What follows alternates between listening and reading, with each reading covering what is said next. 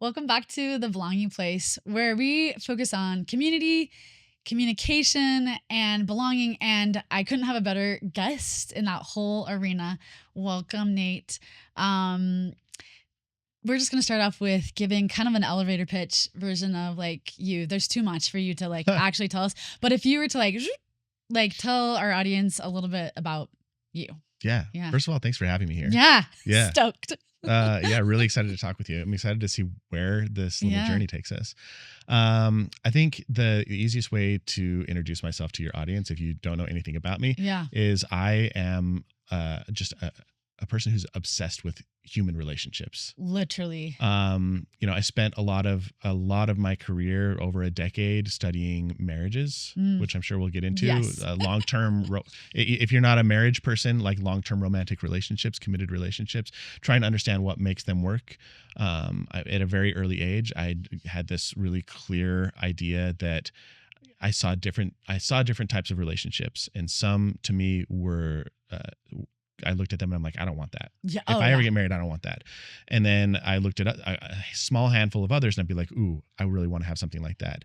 And so when I was in my 20s, I became a little obsessed, and I'm like, if I do commit, if I do get married, I want to make sure that it's to somebody that I can create that type of relationship with, the type that I wanted, and that I didn't fall into the trap of like what the vast majority of people ended up with mediocre love. So I became obsessed with ridding the world of mediocre love for the better part of a decade. And at almost every company I've worked at, I've either helped to start or participated in like company culture initiatives. And now I work for a company that's dedicated to company culture, to helping people love the place that they work, to have a culture that's so good that they don't want to leave. So that's more about workplace relationships. And so, yeah, I'm a relationship nerd. Yeah. Okay. I'm going to rewind and ask the question, but you can't answer with anything that you've done. Yeah. Or have. Yeah. Hey, Nate. Tell us a little bit about you. You want to know about me as a human? Yeah. You can't talk about things you've done. Yeah, yeah. Or things you have. I am passionately curious. Okay. I love people. I love understanding what makes people tick. I love having conversations like the one we're about to have, where I call it soul talk. I don't like surface level conversations. I like seeing really what makes a person tick and what's important to them, and hearing about their experiences that have shaped their lives and their perspective.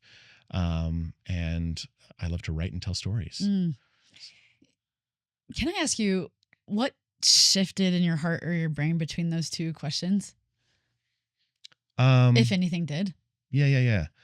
I think it's easy to rely on your past experiences and accomplishments to like give people context into who you are, because it's kind of like a resume. When you're introducing yourself to a group of people who you're trying to establish some sort of credibility with, you're trying to establish some sense of trust. Like, I want people who are listening to this conversation to have some experience when they meet me at the very beginning of, oh, okay, this guy knows what he's talking about. Yeah. He's done ththings and seen things that I haven't seen and done. And so I want to, that might pique my curiosity and make me want to trust what he says a little bit more. Yeah. It adds a sense of credibility to it. So I think there's a temptation when I introduce myself to want to talk about those things, because then it adds a little bit more merit, a little bit more significance to the things that I share about the things that I'm passionate about. But it's not, my accomplishments are not me. Oof. Yeah. And if there's somebody in my life that I feel like exemplifies that, honestly, it is you. Oh, because thanks. You've always, you're such a good, you're not just like, I'm passionate about marriage. You're like an evidence gatherer and builder. And like, you put the stuff in front, and you're always like very, you have a family. I don't know how much you're going to talk about this on your own, but you're married, you have kids, you have a family, you have a whole life separate from like what's up in front of you. Yeah. You also had a whole life besides what people saw social media wise in your business. Yeah. But I don't think anybody who ever like interacted with you on any level didn't know that like they were the most important when they were sitting with you and talking to you, or that you were always talking from your soul, regardless of what was coming out here, right? Yeah, that's. I think you're giving me a little too much credit. Like, no, it's well. I do you think? I aspire for that, but I definitely am not perfect at it. I don't think I didn't say you're perfect at it. Yeah. I said I don't think there's anybody who could sit across from you and it's like just business. Yeah. Like Maybe you're just like you can be very professional. This is not what I'm saying, but you like talk you're very vulnerable. You're very like emphatic. And when you're passionate about something, it's coming across. I don't really have an alter ego. I just kind of am who I am. And I bring myself into whatever room I'm in. And But isn't it interesting that we as humans sort of need to introduce ourselves by like what we've produced or what we've created rather than who we are, how we just show up, how our authentic worthiness isn't just, this was just a small example, but like, I mean, this happens everywhere, right? Like if I were to go on a stage and they were like, introduce yourself or give a bio and they were like, she's all the things that were not my accomplishments, how it's almost awkward for people. Like we can't just show up how we are without the things that we've done or accomplished. I'm going to ask you a little bit about the difference between talking about having a wonderful marriage and like having a passionate and then getting married and having an actual marriage and stuff like that. But I sometimes feel like even people define themselves by like who they're attached to or who they have rather than like who they are inherently and like that we're all worthy inherently and loved inherently, right? Like I think part of what you're pointing out is part of the belonging conversation. Okay, yeah. Tell because me more. I find myself still discovering who I am. Like sometimes I have a hard time telling the difference between how much of Nate is performative and like seeking approval and being the type of person that I know other people would like, or the majority of people, trying to be likable and trying to gain people's favor, and then just being authentically myself. And it's like really, humans are masters of self-deception. Like we are so good at deceiving ourselves and hiding ugly things about ourselves from ourselves. And so, I'm on this journey right now of trying to figure out like, still, who am I? And I say, I try to be authentic and I try to bring my full self to a conversation like this, but like there's cameras rolling. You know? And this is partly performance. And I also want you to like me. And I want to say things that people will hear and be like, oh my gosh, that's so interesting or insightful. So there's a sense of performance here. And it's like, I think inherently part of what we want as a human beings is to feel a sense of belonging. We want to feel like the people, our community, like loves us and accepts us, and that we have a space to be ourselves. Yeah. And I want to ask you this in your experience, your lived experience. What I know to be true in my lived experience, and now I think you're like 34, 33 guest here, right? Is that the most connectedness comes from those unspeakable things and that vulnerability. Like I know that by truth and lived experience. And isn't that the irony, is that we think if we put our best self forward, that will help people to like us. And what my lived experience says is when I'm the most vulnerable, when I speak my unspeakable things, that is the most relatable thing. I'm curious about your lived experience. I both agree and disagree. Yeah. I both agree and disagree. I think belonging can be a trap. Okay, tell me more. Yeah. I think our desire to feel a sense of belonging can put us in a position where we sacrifice authenticity to feel like we belong to a group, that we belong to this like exclusive club of people that we really like and admire. I think the trap of belonging is that we crave it so much that sometimes we're willing to sacrifice our authenticity, sacrifice honesty. We're willing to betray parts of ourselves that are really important so we can fit in, so we can be part of the group, so we can so that we can have the approval of the people that we so desperately seek to please. And that's a scary position to put yourself in. Yeah. Like whether that's your coworkers, whether it's your family, whether it's a political party, whether it's a religion, like there's a sense of, I have this community, my community believes this thing or behaves in a certain way. And if there's a part of me inside that maybe doesn't necessarily fully agree with that, or that doesn't sit right with me, I have to risk being myself which is very lonely, and being outcast, being cut off from my community, and that authenticity can lead to loneliness, can lead to feeling abandoned and betrayed, and that self-deception can, if you're willing to say like, I'm actually willing to compromise that part of myself, I'm willing to sacrifice my values or my morals, or like not listen to this voice inside me that's telling me this probably isn't the right thing, and go along with the group, because I need that sense of belonging, because I'm too scared to be alone. So I think vulnerability, or even in the middle of that, is that cognitive dissonance where I believe the thing, but this isn't happening. Sort of this idea that people say, I'm going to put that on the shelf, right? Yep. Like, I don't always believe that it's all or nothing. You don't have to like do all or nothing, but there is a cost for that cognitive dissonance, right? One of the most difficult things that I've experienced in my life is realizing that there were people in my life who loved me, but what I learned was that they only loved the parts of me they could tolerate. They only loved the parts of me that were easy to love.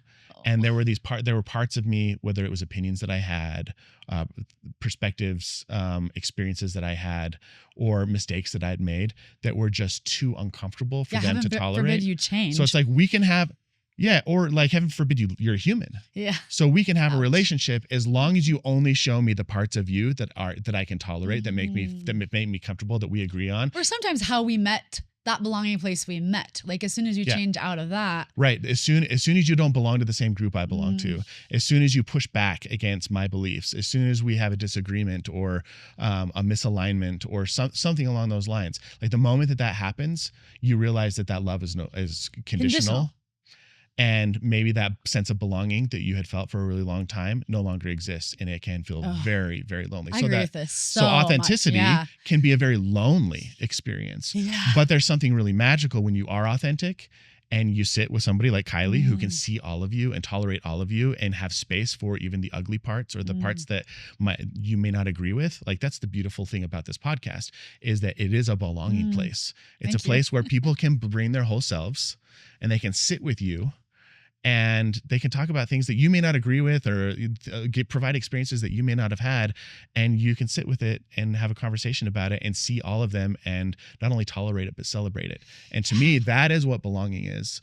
And so I think there's a constant balance between, I think it can be really scary for people to be authentic because the risk is so high. The risk of not belonging, being cut off from the community and the people that you love, is terrifying. Yeah. So this is real. This is the, like, you said, I agree and I disagree. What about the agree part? The agree part is that when you do finally find somebody, when you're vulnerable with them and you share those parts that you're really afraid to share, when you share your experiences and your perspectives, and whether or not they agree with them or whether they can sit in it and be like, I see all of you. I see all of you. And I still love you. I still accept you. Like, I see the beauty in having you as a part of my life, and I want you to be a part of my life. Like, that sense of belonging is so much more powerful than the sense of belonging that you get of being a part of a group that you feel like you have to mask parts of yourself. But the thing is, it's very rare. And so being authentic in the way that you live, and that's a scary it's still scary for me to be like really honest about. There are things about myself that I keep hidden from most people because I'm terrified of how it will impact our relationship, how it will impact that, like whether or not they'll be able to tolerate all of me. Yeah. And I'm familiar with the parts of myself that people can generally tolerate. And if I put my therapist hat on for a second, I say that keeps some people safe. Yeah. Like, this is not a requirement. Yeah. Like, there is such a thing about like vulnerability, like hangover. Yeah. There is such a thing as like too much, like telling too much, right? Yeah. Like, you're not safe. Yep. And so I will never be the person who's just like, everybody should be vulnerable. No, I was the first person. I have had so many friends come out, who are gay, come out to me for the first time. Yep. Oh, what a privilege also. and safe space, right? But for many of them, I don't ever tell anybody how to do whatever in their life. If they come and they ask to get divorced, I'm not telling them. If they say, should I come out? I'm not telling them. But what I always say to people is, make sure you have a safe ground underneath you before you make any decisions. Even if you feel like you want to tell people, I'm like, Yeah. the most important thing is that they're Safety somewhere safe, first. especially if you don't know. Like, I've had some friends who are going to tell their parents, or like, especially if you don't know the ground is safe, you got to gather some other safe ground so that when you do this thing, even if this is a brave thing, right? So yeah, I think there is. But again, you can't over-index on safety. No. So there's this really cool. So one of my heroes is Doug Braun Harvey, and he came up with. Yes. He came up with 6 principles of sexual health. It's incredible. But summarized, he talks about how sexual health is a balance between safety and pleasure, and I think that so much of life is a balance between safety and pleasure, safety, yes, or like safety and connection, or safety and vulnerability, like whatever you want to put on the other side of that scale. Yes. To me, like if you over-index on safety, it kills the other side. Oh, yeah. And if you over-index on the pleasure or other vulnerability or whatever, you can kill the safety. Yeah, you can become unsafe. Even Maslow's hierarchy of needs says stay Safety safe first. and then we can have these other things, right? Which I have lived experience about that with myself and clients, and like really get that and need people to hear. I'm glad we're talking about it, that when I am putting an emphasis and a value on vulnerability, it's in safe places, right? Or we don't always know that perceived safe places, because the reality about being vulnerable is like, and I've talked about this many times, you can picture whatever picture. Sometimes it's a turtle's neck coming out. Sometimes I have these like antennas, these little like snail antennas, right? Because you poke them and they come in. It's like anytime, no matter how long you've had a relationship with somebody, anytime you're going to tell them something that might be perceived as like, this is what I call those things, those unspeakable things, right? There is a chance that the person you think that would always get you won't. Yeah.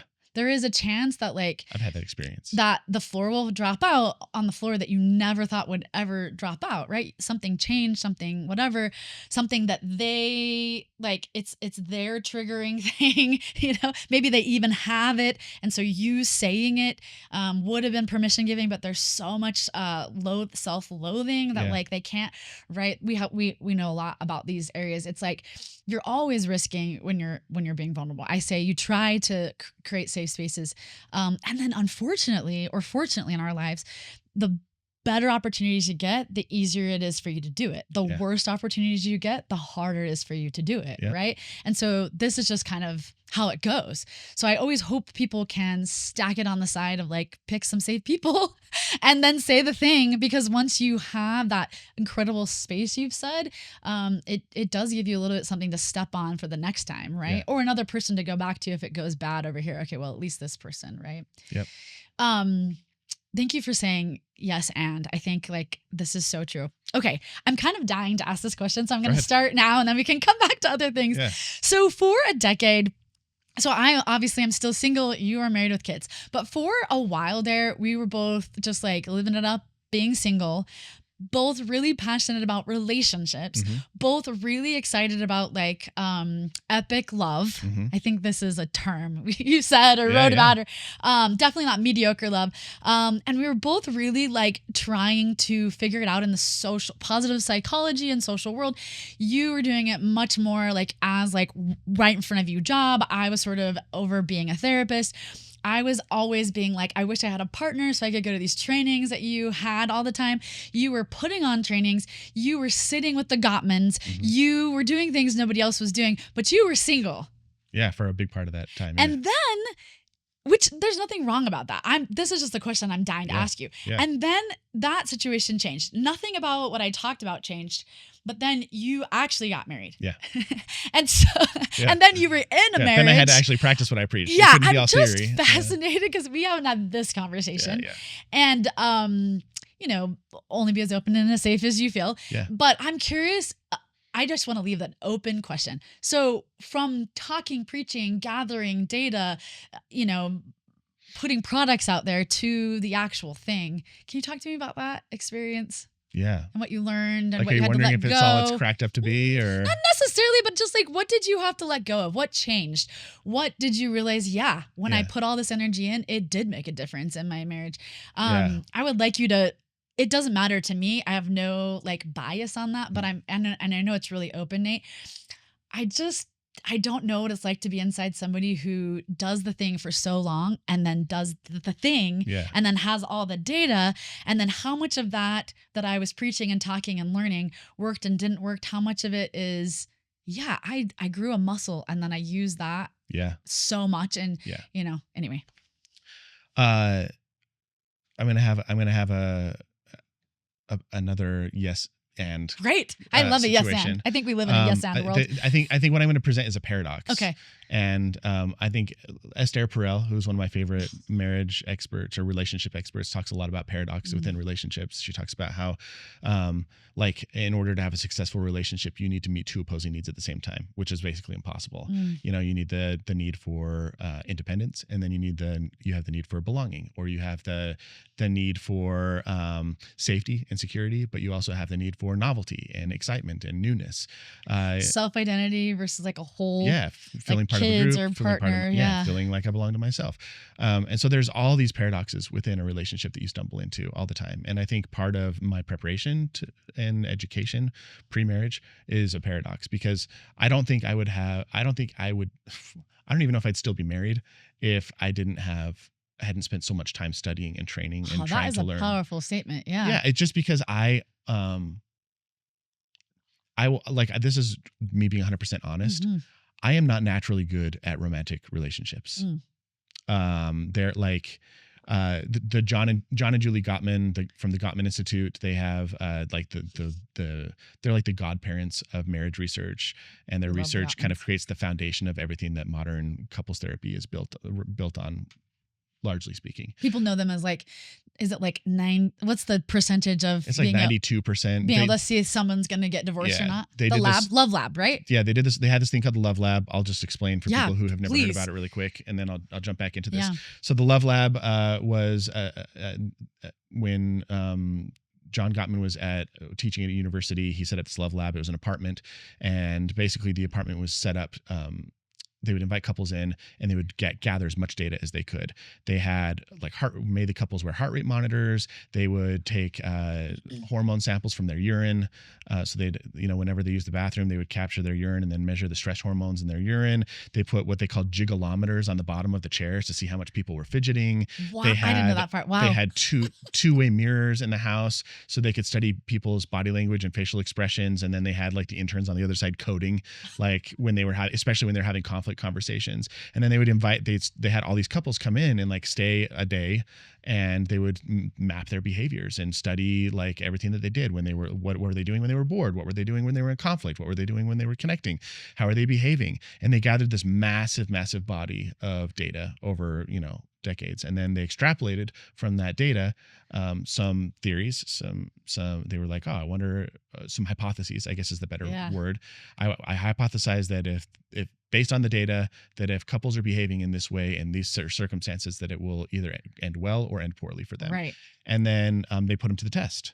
And it got to the point where basically Dr. Gottman could watch a couple argue, and based off of how they engaged in that disagreement for 5 to 10 minutes, he could predict with like a 93% accuracy whether or not they were going to get divorced within the next 6 years. Yeah. So there are some telltale signs. So this segues into what I'm talking about. Is like there's 4 specific things that he talks about called the 4 horsemen of the apocalypse.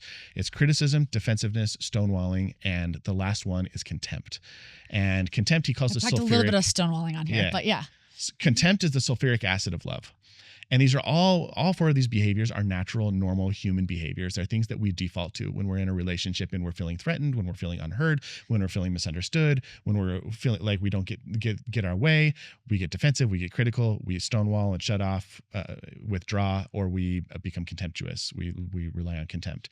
And like my default is contempt, the sulfuric acid of love. Interesting. I show up like, that's just how I show up in a relationship. If I feel like my perspective is being threatened, or my world is, like something in the relationship. Defensive mechanism. Yeah, the thing I default to is contempt, and like I definitely go.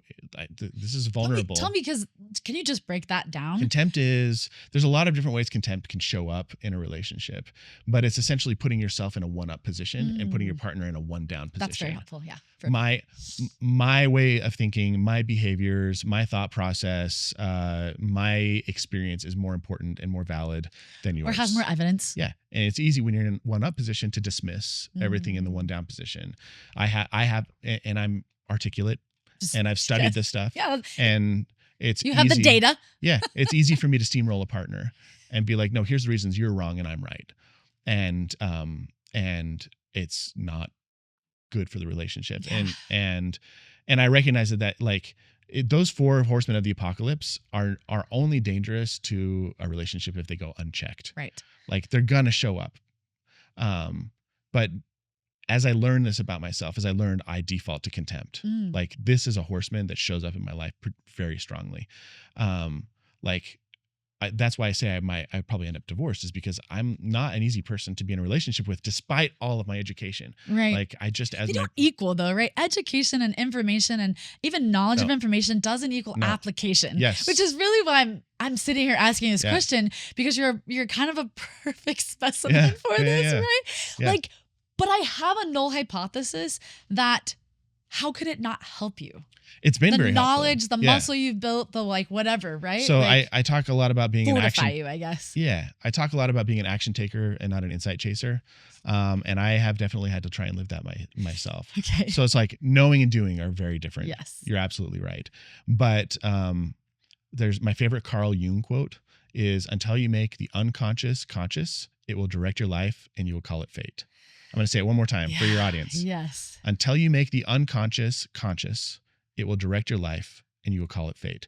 So an example of this, until I made the fact that contempt is like a default for me when I feel threatened or angry or upset or frustrated or overwhelmed or whatever, I default to that. Until I understood that was a thing and I had words to put to it and understood what the cycle looked like and understood what the concept was, me going into a one-up position, it was subconscious. It was something that I just did. You hadn't named it. I hadn't named it. Yeah. It was an unconscious behavior that showed up in my relationships and destroyed them and made me really difficult to be in relationship with and made me walk away feeling like I was right, they were wrong. The reason the relationship didn't work out was because of them, not because of me. So I was like, not only was it dangerous because it impacted the relationship, but it was dangerous because it made me ignorant to my part in. And then you bring it into the next relationship. And then you bring it into the next relationship, and then you have this trail of people who are just crap, who are not like good at relationships, and you're the one who's good. Like I was blind to it. We're the common denominator in our life. Right. Isn't that so interesting? And that's what made me want to go on this journey, is because I realized this pattern and I'm like, what's going on?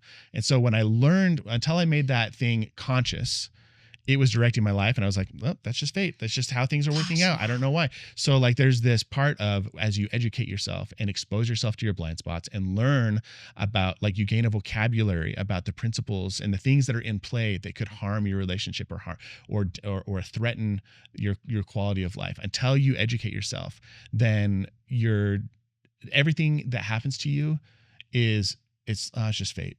Or it's out of your control. Everything happens. It's outside my control. Everything happens for a reason, whatever. We can explain them away. You're sort of a victim of the circumstances, right? So for me, the education piece was important because it made things that were very unconscious in my life, that were making it really difficult for me to have the type of relationship I wanted, and made them conscious. Now, the second part is the doing part. Yeah. It's like, now what do you do about it? Now you realize these are the ugly things you're bringing into the relationship. What do you do about it? And that's where the hard work begins. And there's nothing better to expose you to the things that are ugly about yourself. Nothing that's more effective than getting married. Yeah, I believe that. Yeah. Exclamation point. Yeah. If there was something about marriage that I don't think is idealistic that I look for, it's this. It's a mirror, right? Yeah. How you cannot mirror yourself, right? Rough, but it's rough. I don't want that. I don't want that. Yeah. But I want that. Does this make sense? It's a feature, not a bug. Yeah. And unfortunately, people don't. You described that so well that I just want to pause, because I usually say, well, I have said many times, like, I want to find a person I can argue with. Yeah. I don't think they always get what I mean by that. Like, I don't need to be right all the time. I need to sometimes be challenged. I need to sometimes be questioned. I need to sometimes listen. I need to sometimes, but I also want to be heard and seen, and I want to be known, The absence of all of that is like a big ambiguous loss, right? also, I think, kind of going back to what you said, I think this is how we fall into this fallacy and in our relationships, that like we fall in love with the idea of somebody else. Because what we have is so real, and what we think we want, the unconscious and conscious, right? Or Yeah. like people who want to have kids and then, but they don't know what it's like to have kids, but they're, or people that have emotional or even sexual affairs because they have this and they can go after this, but this isn't a real, like you kind of, this idea that you said about the conscious and unconscious wreaks havoc on relationships, Yeah, for right? sure. For sure. And Yeah. um I want to give credit. So Jennifer Finlayson Fife introduced me to the works of David Schnarch, and I love David Schnarch. I think his works, his books, and his concepts, Crucible. I think it's called Crucible Therapy. Anyway, just phenomenal. And one of the things that he says is we fall in love for the wrong reasons, and then we have to learn the right reasons to stay in love. Oh gosh. Yeah. And this is something that I teach a lot when I give workshops, but I think this is the trick. This to me, whenever somebody says like, you've been studying relationships for over a decade, what's the most important thing? And this is it. So when we fall in love with somebody, we're not really falling in love with them. What we're falling in love with is what David Schnarch calls a positive, reflected sense of self. Oh gosh. Yeah. So you when you spend time with this person, they like laugh at your jokes, they think your stories are interesting, they think you're attractive, they want to spend more time with you, they overlook your They flaws. over accentuate the positive Yeah. and diminish And the negative. your right? brain starts to go, this is the way that I see myself. And not only that, this is the way I've always wanted somebody else to see me. I want to spend as much time with this person as I can because they see all the goodness in me. They see all the best parts of me, and it makes me feel amazing. And I want to feel this way the rest of my life. And then we get and dopamine and oxytocin. Yep, and all we those get lots of chemicals things. flood your brain. And the other person, if they feel the same way, oh my gosh, like they see all the best parts of me, and they don't see all my flaws, and it's just I feel so good when I'm around them, and they. You have this awesome mix, and then what happens is you're like, let's be together forever. Like, Let's do it. We feel so good around each other. Let's just decide that we're going to be each other's person forever because we both want to feel this way forever. Yeah. And that's the wrong reason that people fall in love, but that's the reason we all fall in love. Yeah. And then what happens is you get in relationship with somebody, and sometimes it takes a while, but sometimes it doesn't take long at all. You wake up one day and you realize that that you are the source of your partner's biggest pain. Yeah. And they reflect that back at you. You're annoying, you break promises, you're unreliable, you said something really hurtful, you took advantage All and they can see exploited is the things they push down, right? Yeah. It's like the opposite. And then instead of being the source of their joy and the source of their happiness, you're now the source of their greatest pain. And they trusted with you with their most vulnerable self, and you broke that trust. And then now it's like I have to stare this, and now I have to stare. That's the mirror that gets reflected back. I have to stare at this person and realize like, oh, I'm not necessarily just all the things that they used to see in me. I'm also this. Yeah. And it's too much for some people. Mm-hmm. But this is the mirror part. Mm-hmm. So the right reason to stay in love. So David Schnarch says that this experience of when you start to see your partner starts to reflect the negative aspects of your character back at you, this is the reason. This is when you start to learn to stay in love. That this experience of realizing that you're maybe more selfish than you thought you were, or maybe that you're really dismissive or contemptuous, or maybe that you can't tolerate difficult conversations and you always run and hide whenever something hard comes up, and you just can't stand the experience of being vulnerable. Or maybe whenever you make a mistake, you get defensive and you have to explain away your mistakes and tell the other person why it's okay that you did this, and there's no space to just like admit fault for something. Like all these things come in to a relationship, and you get exposed to, this is how I deal with feeling like a failure. This is how I deal with feeling like a disappointment. This is how I deal with breaking somebody's trust. So he says this is a feature, not a bug. So basically this is an opportunity for you to look in the mirror and think, how can I outgrow this problem? How can I Gosh, I love that. And most people's defense mechanism pop up? is to like get rid of pain. Yeah, they default to I chose the wrong person. Maybe this is just meant to be. Maybe we have irreconcilable differences. Maybe there's just like something about us that just won't work anymore. Our relationships run its course because they feel like things aren't working like they used to.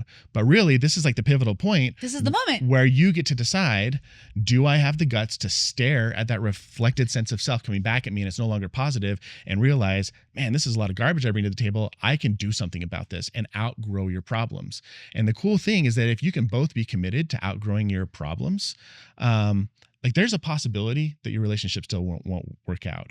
But the cool thing is that if you both continuously work on your problems and you overcome a couple of them, now you have a track record. Oh yeah, a lived experience. People can reflect back to your that. life hasn't been easy, but you can look at the stuff that you've overcome and you can go, oh my gosh, if we overcame that, we can overcome anything. And that to me is the type of love that most people don't get. Yeah. I would also say your partner can then, because I've even done this with my very close friends, right? They're having some kind of a pain point. I'll just call it that.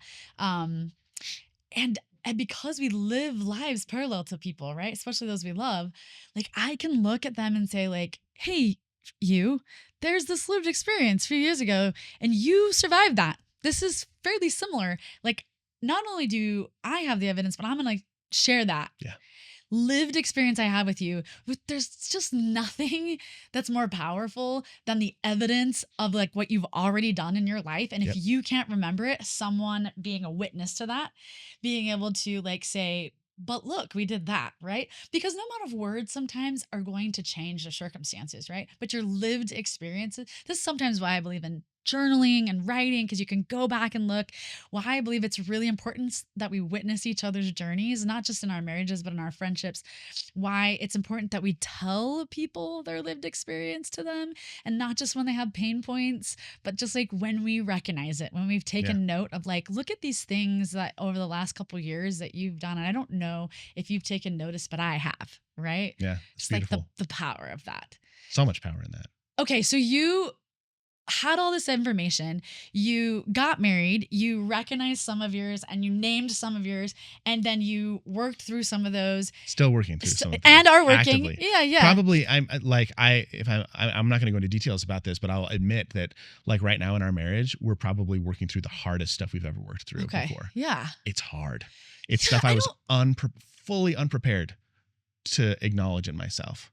But you are doing the acknowledgement? Yeah.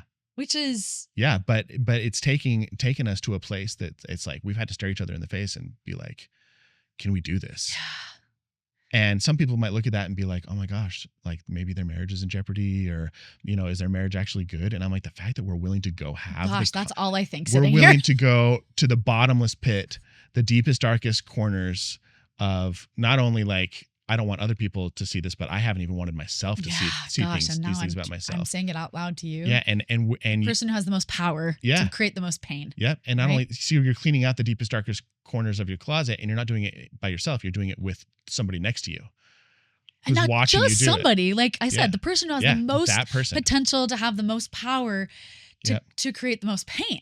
And I have a tendency to go contempt, and so.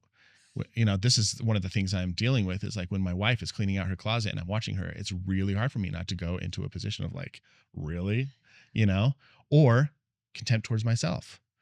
When I learn something about myself and just being like so ashamed. Yeah, and you're being so honest, and you're so here and she's not here. I would guess if she was sitting next to you, she would have the same thing. 100%. She has her things she is working with, right? Yep. Like it's a And I'm not going to talk about her stuff. I'll talk about my stuff. Yeah, of course. I'm just saying that you're just being honest and very vulnerable. I'm just saying there's two people and there's two things going on. Yep. And I mean, and the reason it still works is because she is honest about her stuff. Yeah. Also. I mean, this is a solid truth when it comes to therapy that I truly believe in.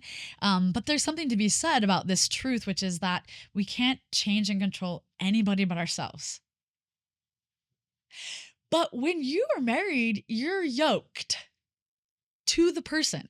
Yeah. I mean, that's just a term that we use, but like, it's a good visual, right? Yeah. You're like going, and if you're trying to go in different, like it's painful, like you just said multiple times, it's painful. So being yoked to somebody that you can't control and that you can't change and you can only change yourself sort of speaks to this idea that you said, when I have the reflection in the mirror about what they see, when I see myself reflected back to me, and it's usually not the best of me, though we wish, and hopefully there's some sprinkled in there. Yeah. And you live like a long, strong life that says sprinkle that in there and make it loud and be good about it, right? Because this is some of how we help things go well. Is And we the don't other side of that, hear it when it comes out. hear it when it comes Because out, validate it. Yeah, and I've experienced on both sides of that where you do get a lot of that the positive affirmations and the compliments and the kindness, and you're so in your head about what you might be failing at that you just don't hear any of it. Yeah, it's like, again, that all or nothing. Can only receive the negative. We are not the totality of our worst moments. We're also not the totality of our best moments, right? We're a mix of all that. And we don't like gray. People do not like gray. They love a good black and a white. They love a good no pain.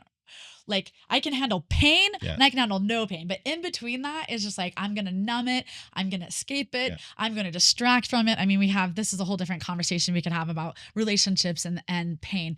But it's fascinating to me that when you're in a relationship, I'm not even going to say marriage, because I feel like, as a single person, I have lots of relationships that this still, and in coworkers and whatever, when you're sort of yoked up or next to people that you can't control and you can't change, and you can only change yourself, there is this sort of this synergy piece, though, right? Stephen Covey talks, that's one of his 7 habits, right? It's like 1 + 1 = 3. There's some combination of the two of you that's like outside of here. And maybe I want you to speak a little bit about that. What do you think that is? And from your research or from what you've experienced in your life, because there is, I feel like, and maybe you tell me otherwise, there is some kind of synergy that isn't my individual work or my partner's individual work, but that is a combination of us. And how does that show up? Is that helpful? Is that harmful? Maybe that's an yes and. It can be both. Yeah. I think there's something really, so your partner definitely reflects things back at you, like the truth back at you. But I think one of the beautiful things, I'll just speak to my own relationship, is that I know my partner, I know my wife does not want to hurt me. She wants me to be my best self, and she is an incredible cheerleader. And there's something about knowing that the person that you love the most is in it. Yeah. They're in the swamp. They're willing. Slogging through the deep, dark forest, maybe feeling a little bit lost. And it's one thing to go through that alone. And it's another thing to have a voice over your shoulder going, I believe in you. Yeah. You can do this. We're in this together. Shining a flashlight a little. We're in this together. Or holding your hand and just saying, hey, you're in the swamp, I'm in the swamp. And we're not gonna be alone in the swamp. We're gonna go through this together. That's the beauty. That's the 1 + 1 = 3. Yeah. It's the, hey, when you're too tired, I'm gonna put you on my back, or I'm gonna throw out a picnic blanket. Yeah. And we'll have a little rest. I love that. In the deep dark forest. Yeah. We're gonna make the best of it. And this is gonna be a hard experience, but it doesn't need to be miserable all the time.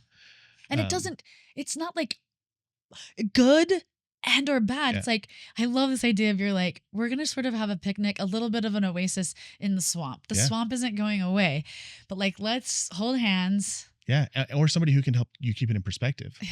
Like sometimes, I don't know if you've ever like been on a really long hike and your body starts to hurt a little bit and your focus kind of shifts down and all you can see is the path in front of you. And you're just like, step.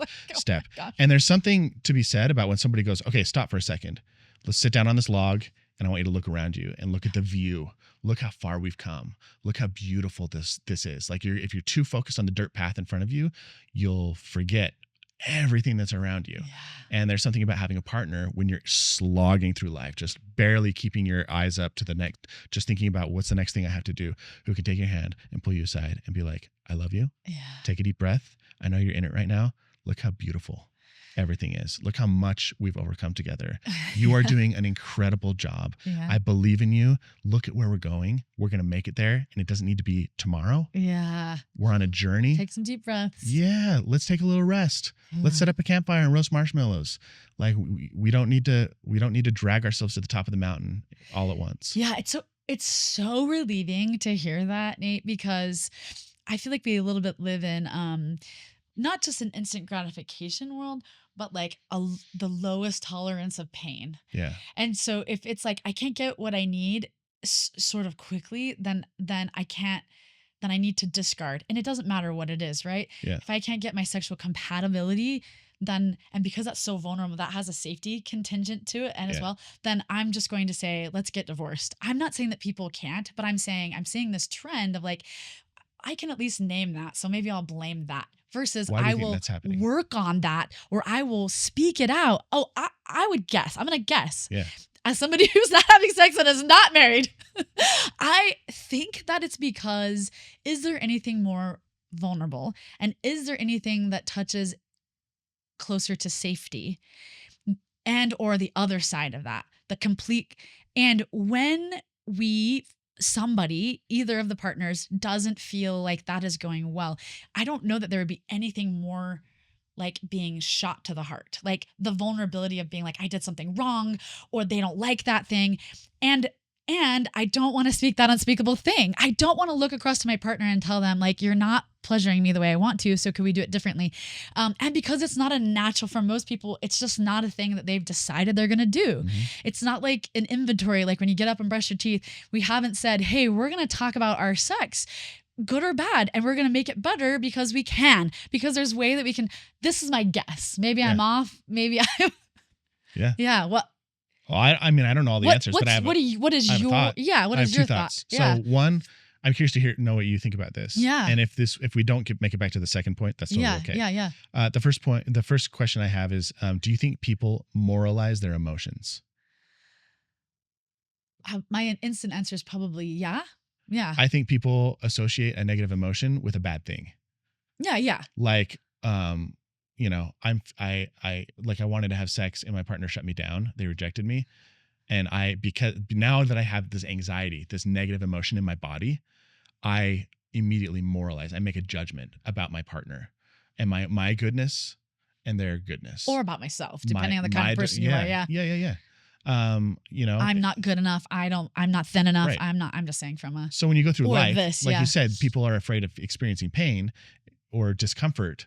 It's because they associate discomfort with something bad. Like, I grew up in a household. It's not an indicator. It's an actual, yeah. Yeah. Like I grew up in a household where the phrase contention is of the devil is like a really popular thing. And that means like, we don't argue. We don't have disagreements. Our home needs to only have like happy words and good feelings, and any expression of like anger or frustration or disappointment or upset is not tolerated here. Got it. Because the negative emotions are associated with something that's bad, and positive emotions are associated with something good. So now there's a part of your emotions that, like being human, feeling disappointment in a place where it's like absolutely normal and okay to feel disappointed or angry or hurt or upset.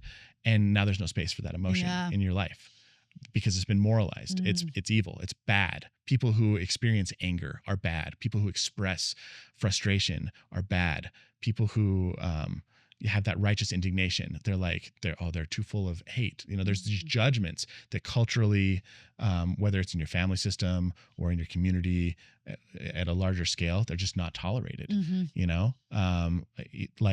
I have a complaint about this. Oh, well, if you're not on board, if you're not part of I've seen this happen at companies. It's like, hey, there's something here that we need to address, something that's broken that needs fixing. Oh, this person's not on board with our vision. They're no longer a cultural fit. Yeah, Goodbye. when you push on the thing, when you're a disruptor, right. like either people can look at the disruption and make a change or do it, or they can say, bye. Ding. I mean, people that are watching, there's a flick. I'm going to flick you out because what you're making me face is going to either cost money or it's going to cost me time or, I just don't have the emotional fortitude I don't have the emotional to acknowledge that I'm not comfortable enough with sitting in a negative emotion or somebody else's negative emotion to actually have an honest conversation and be curious about this. If you ask me the question again, that would be it. Yeah. I think that people can't sit in like this uncomfortable space, like their pain intolerance to sit in uncomfortable space and like sort of marinate there. Yep.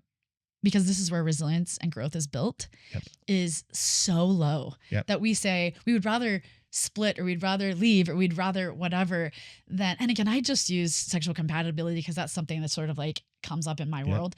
And more and more and more, I'm seeing it as the name of like, so I could give a different experience. I think there's a lot of like, I think kids today, teens, because I work with teens, they used to date and get people would make them feel bad because they would deny them, or they get asked to prom and then somebody else would ask them, Yeah. or they would do these things that would make them understand failure or make them understand.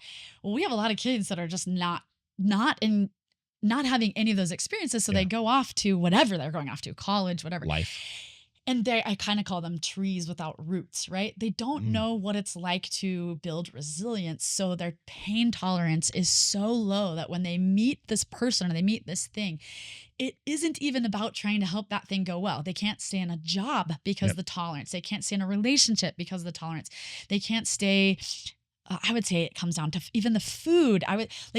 Every area of it's like, I would say exercise, I would say sleep, I would say you name a thing. And it's like, if you don't figure out, I would go so bold to say, like, if you don't figure out in your life how to live with, sit by, endure pain, grief, like without numbing it, without distracting it, like how can you ultimately, how can you be in relationship? You can't. Because once you combine somebody else into your relationship, and this is the second point I was going to make. Please. This is a perfect segue. Yeah. Once you introduce somebody else into your life permanently, all you're going into so there's this another Gottman principle finding that they had, and I'm gonna you might know the answer, but I'm going to ask you anyway. So they found that there's two types of conflict. There's resolvable conflict and unresolvable conflict, perpetual conflict. So stuff that comes up over and over and over again. What percentage of conflict in a romantic relationship like a marriage is resolvable, is unresolvable conflict, do you think? I'm going to go low. I'm going to go higher than I think I'm going to say because I'm embarrassed. Yeah, I'm going you're to good. say 25. 69. Oh, it's high. 69% of conflict in a marriage is unresolvable That's conflict. high. Stuff that will come up. So what I'm talking about here, and like a really simple way to talk about this, is high desire, low desire. That's way higher than I thought. Almost, a huge, Gosh, the majority Nate, of conflict will never go away. It's high desire versus low desire. Got it. And You're some talking people about think sex. libido? Some people look, think I sex. even said that. Yeah, that's what people default to. Oh, I Okay. want more sex. She wants less sex, or But it whatever. could be anything. But it could be, I have a high desire for a clean house, and your desire for a clean house might also be high, but not quite as high. Money. It could be, one person desires to have fun with the money, and the other person desires to have Security. some security, something saved up. So there's a difference in desire. It could be, I have a high desire for wanting to be on time, and somebody else doesn't. They are okay being a little bit late all the time. It might be, I have a high desire to have a relationship with my family, with the in-laws, and somebody else might have a lower desire. Religion, it might be, politics. high desire for how you want politics to play a role, or religion to play a role, or how we want to raise our kids, how we want to discipline them. Like, it's so much of your relationship is you're never going to be 100% aligned all the time on every aspect of how you want to run your life together. Before you continue, I want to say this, because for a lot of people, they hear that and they equal the high percentage of unresolvable conflict could and should then possibly equal the permission to divorce. Yeah. I'm sitting across from you. I'm not hearing them say that. And I think that's data. Conflict. So this is another Gottman thing. I cite Gottman a lot. I'm not like, well, we don't have to talk about this. So one of the things that Dr. Gottman says is that the purpose of conflict in marriage is not to resolve the conflict. The purpose is to create mutual understanding. Yeah. That's it. So conflict is, when you look at conflict and you're like, oh my gosh, 69% is unresolvable. We're going to be stuck in these patterns forever. Like, are these unresolvable conflicts that I want to have? Separate? Should we just separate because we're just never going to be able to escape this? Or you could look at it and be like, oh, this is a gateway to intimacy and love and connection. Yeah. It's an opportunity for me to sit down with you and be like, tell me the story. Tell me why you want to discipline our kids this way. Or tell me a little bit more about why fitness is so important to you. Or tell me a little bit more about why you want to maintain a relationship with your parents and spend like every weekend with them. And can I say, this part that you're talking about is the classic, it's not about the nail. You know the video, right? Yeah, and if you don't know, just go look it up. But because you didn't automatically lean to like sit down with my partner and figure out how we can fix it. Yeah. Well, I mean, I do that, but I try not to. But the first step is seeking to understand Yeah. and like understanding. I'm not saying there isn't a principle, right? Yeah. Like some of the things you talked about, like they are incompatible, but they can change, right? Like I happen to be an executive function coach, so I can say to one of those things, like somebody who's perpetually late, that might not be a value of theirs, and that might be an executive function deficit. Right. So fixing that deficit could change that marriage, right? But until you get curious about it. But you're not going to say, you're the problem in our marriage, go get EF coaching. Right. This doesn't work in any capacity for anybody. The seeking to understand, the getting to the part where they could say themselves, like, I don't value this in me either. Yeah.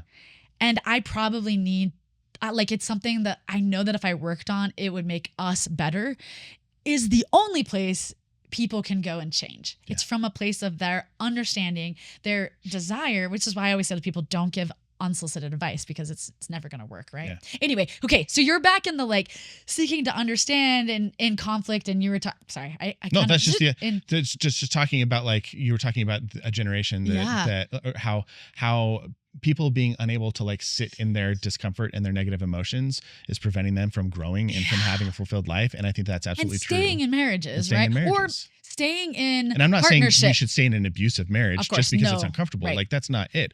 But part of it is like being able to like really take an honest look about what you're bringing to the table, examining your safety. Yeah. Like, am I safe? That's priority number one. If I am safe, and a lot of these things are just like perpetual conflicts, it's like, okay, am I being curious about one, my partner, and why their perspective is so important to them that they don't want to relinquish it? And am I being curious about myself? Like, what about my perspective? Why am I so entrenched in this? Why is my way right? And what I find is really dangerous in this, especially in this high desire, low desire dynamic, which shows up everywhere. Yeah, for sure. Is that the person with a high desire for something always will often tend to take the moral high ground and look down on their partner. I have a high desire for sex. You have a low desire for sex. And then they moralize. Why wouldn't you want to? This is an important part of marriage. Like, I want to be connected with you. Why don't you want to be connected with me? Is there something about, and then they make it about themselves. Is there something about me? And there could be a thousand reasons why somebody doesn't want to have sex with them. Right. Or I want to go on vacation. I talked to a couple about this a couple weeks ago.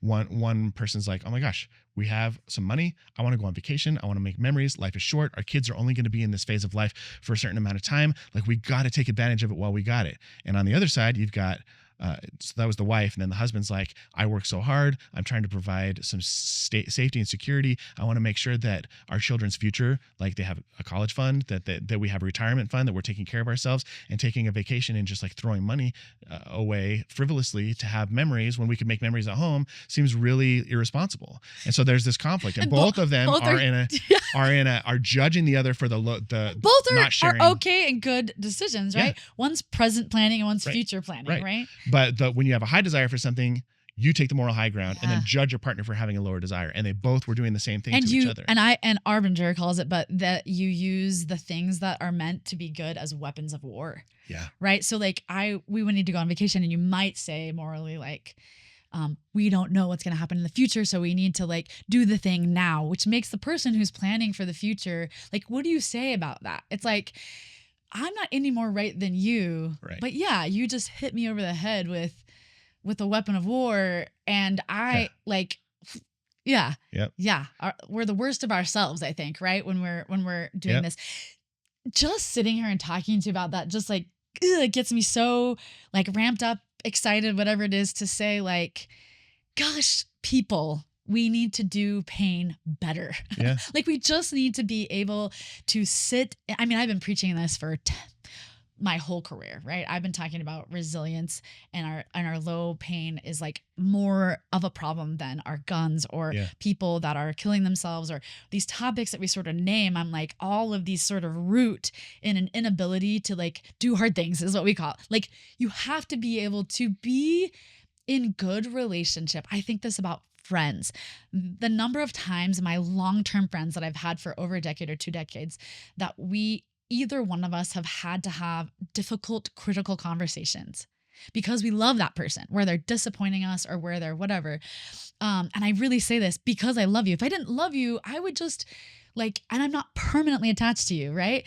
I would just sort of like either let that go and we don't need to grow, or I have enough maybe other friends that like if you keep hurting me, rubbing at me, if I don't love you enough, if I haven't put enough bids of connection, if I haven't put enough time into you, then you sort of end up disappearing in my life, right? But because I've done so many bids of connection, because you're entangled in my life, you're woven in my belonging place, like, and because I think you can handle it, because I don't see you as fragile, because I don't see you as broken, Right. because I don't think that if I say something or I ask for something that you're going to look at me like, oh, Kylee, you're so needy or whatever. I'm going to say, hey, this thing happened. And my friends that I've done this with and that I've been the recipient of that, gosh, how much better are we on the other side of that? One, because I now you've named the thing and I won't do that again, or I'll do my very best to Yeah. not do that again. Yeah. And that Don't make that shows promise. shows love, right? Yeah. But I'm gonna work towards that, Yeah. right?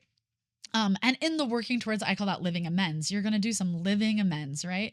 Um, it's it's sort of love proof, right? It's like, okay, I don't know. I don't know if I'm making sense, but I'm saying like I don't know how relationship grows without that. Like it's sort of just It doesn't. yeah, you know what I mean? It doesn't. Yeah. And if you're not ready to have critical conversations or conflict Yeah. conflict conversations or hard, whatever you want to call it, hard conversations, then you're not willing to get the other side of that, right? Yeah. It's called relationship repair. Yeah. Yeah. And it's sadly missing in a lot of areas of life. Yeah. Like I don't see it happening in corporate America. Relationship repair is very rare. Yeah. Like between a manager and employee or other employees, like you make a mistake, you say something, you fail, you make somebody's life a little bit harder. And there very rarely is this conversation of like, hey, I dropped the ball, I'm sorry. Or, hey, this was really difficult for me. Can we talk about it? And then having an honest, open conversation and being curious and then making a commitment to be better going forward. It's a punishment. It's like you get put on a performance improvement plan, or you get fired. You get kicked out.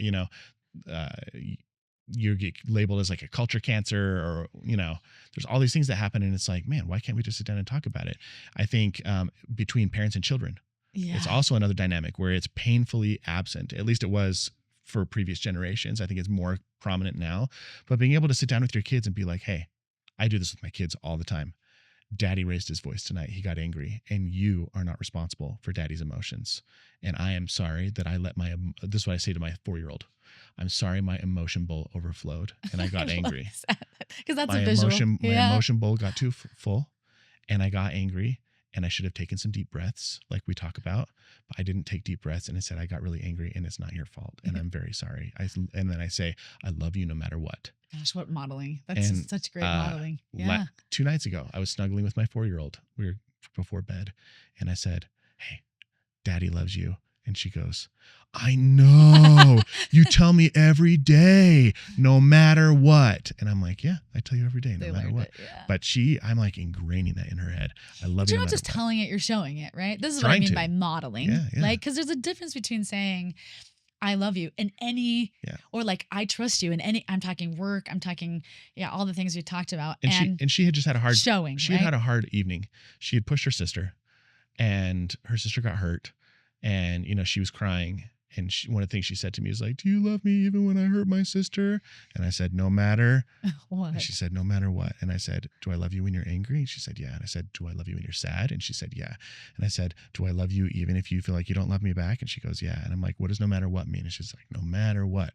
And so like, but we don't see that very often. We don't see the repair. And I was talking with a friend the other day who's like, how are we going to screw up our kids like our parents screwed us up? And I'm like, you know what? We're going to make mistakes, but as long as you're willing to sit down with your kid and repair and take ownership of those mistakes, we're not going to screw them up that bad. Like you could screw up a kid pretty bad, like treat them pretty poorly. But if you're willing to sit down and take ownership of it and model that for them, kids is wild. Yeah, the resilience is going to grow, and they're going to grow up and be like, my parents weren't perfect. But one thing I would always remember is that my parents took responsibility when they made mistakes or they tried to. Yeah. And that's something I think that generationally we have improved upon. Yeah. I think I look back at my parents and their parents, and they were trying and we are trying, and we have more at our disposal. We have way more access to knowledge and than anybody 100%. did. So this is not a judgment. Yeah, no. And we have more responsibility, I think, too, because with with what's the like Superman or Spider-Man, with responsibility comes, or with power comes responsibility. Yeah. Like I truly believe that like you can't really say I don't know how to do it. Like you maybe don't know how to do it because you never experienced it. But man, do we live in a world of like, Yeah. you can read it, you can listen to it, you can find it, you can Google it, you can It's at your fingertips. you can find a person, a mentor, like never have we been more able to find people that aren't even in our proximity, right? To be able to ask questions or get information. Now, still, do you have to have your unique experience? Yes, but there is a more responsibility when you have more information to do it better, right? Each generation to do it better. It's interesting. I want to shift a little bit because I want to. Yes. Can I, before we shift, can I just talk? To yeah, whoever's of listening? course.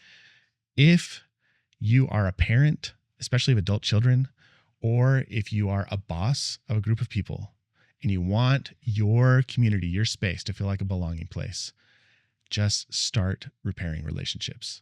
Like, so huge.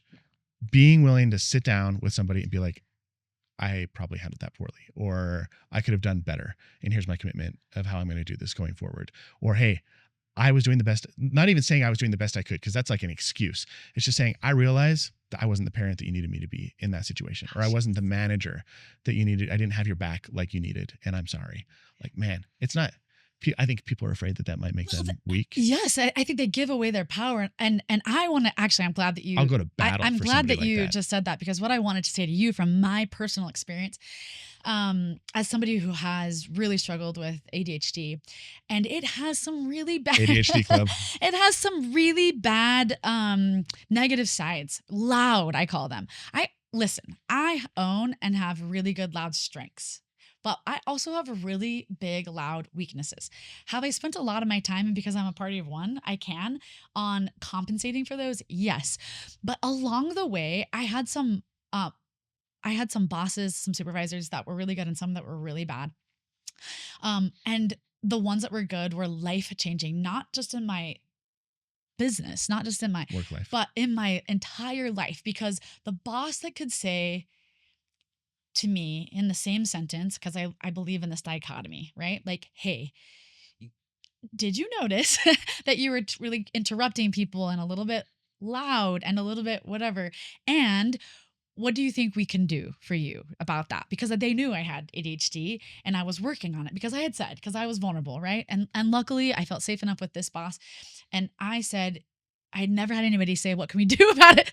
It was always just like a stop interrupting and stop being loud. It wasn't like what can I do? Because like the value of me as the person at the job, all these things came to play. My vulnerability of telling, the value of me in my job superseded my negative things that were coming to the table that I wasn't even trying to do, right? They weren't like purposeful harm. They were like, pfft. And this boss being able to say like, oh, and us coming up with a plan, like in the boardroom, I'm going to sit next to him, because I didn't know at the time that it was body doubling, but sitting next to him helped me to know like when it was my turn. We did a little hand thing where he like kind of put his hand when I was a little bit too loud, because I had to learn how to do volume control, because that doesn't come. People that don't have this don't understand this, but when you have ADHD, you don't have the same volume control ability as other people. It's an audio processing thing.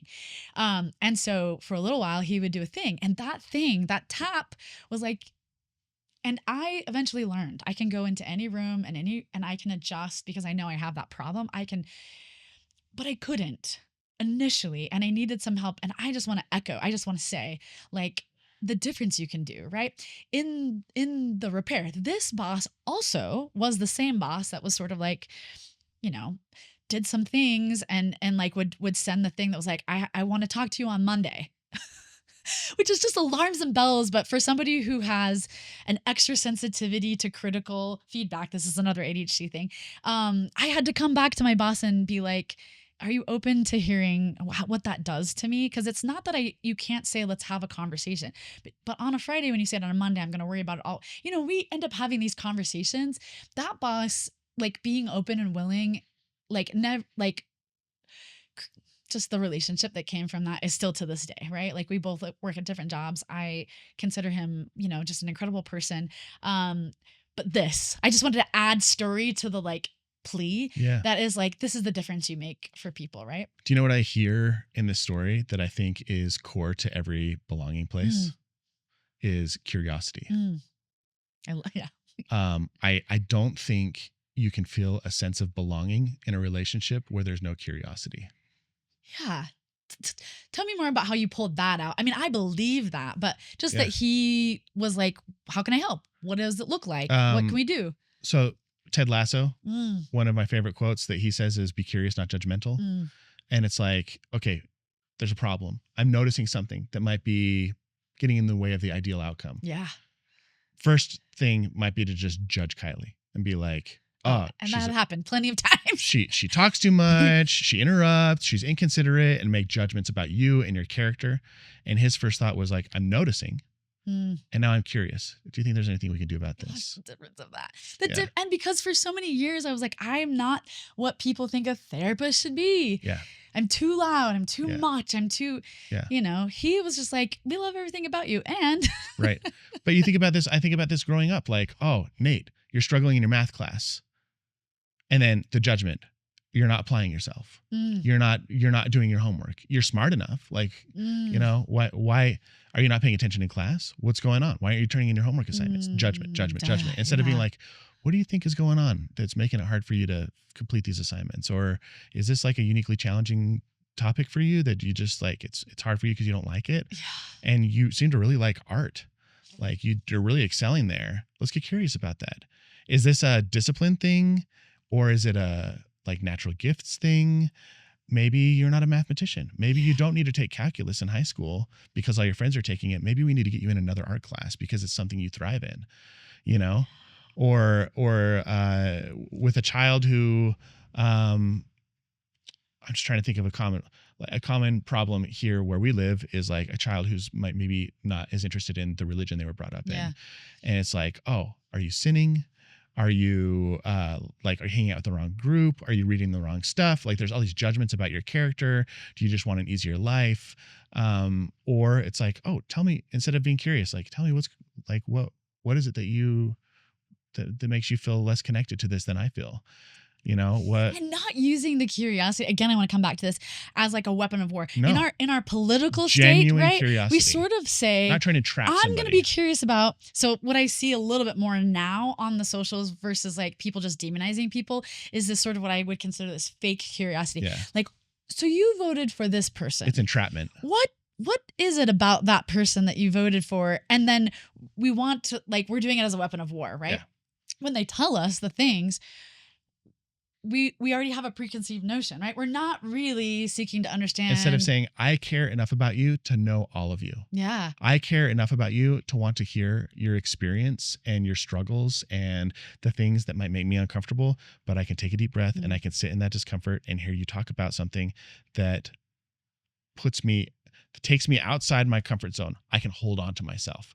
So many people, the moment they step out of their comfort zone, they can no longer hold on to themselves and they just turn into they lose everything. Yeah. They start attacking. They do anything to make themselves feel safe again. Yeah. They'll do whether that's creating distance, whether that's fighting back, whether that's like turtling, whether, there's so many things that people do to create emotional or physical distance between them and the thing that makes them uncomfortable. Yeah. And there's something really beautiful about somebody who can step outside that comfort zone and take a deep breath and be like, I'm going to be okay. And this relationship is more important to me than my comfort.